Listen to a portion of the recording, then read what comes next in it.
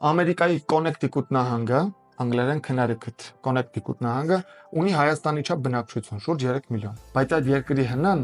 տարեկան կազմում է 300 միլիարդ դոլար։ Հայաստանի հնան թող լինի մի 20 միլիարդ դոլար։ Մեկ ամերիկացին մեկ տարվա ընթացքում ստեղծում է նույնքան արժեք, ինչքան 15 հայ մարդը Հայաստանում։ Սա խայտառակություն է։ Այս ֆոնի վրա խոսել գործազրկության մասին, դա ծաղրուծանակ է։ Ինչ գործազրկություն, եթե մարդկանց աշխատելու արդյունավետությունը 15 անգամ պակաս է ամերիկացու արդյունավետությունից։ Էլ ինչ, էլ խիակ մարդկանց աշխատանք տալի։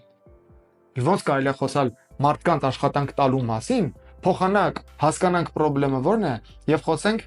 մարդկանց արդյունավետության մասին։ Հայաստանի բնակչության մեծ մասը, որ աշխատանք ունի, պիտի աշխատանքի չգնա, որտեղ զրոյական արդյունավետություն ունի։ Եվ այս խայտառակ արդյունավետությամբ մենք ուզում ենք պետություն կառուցենք, թշնամուն հաղթենք, հարուստ լինենք, չգիտեմ,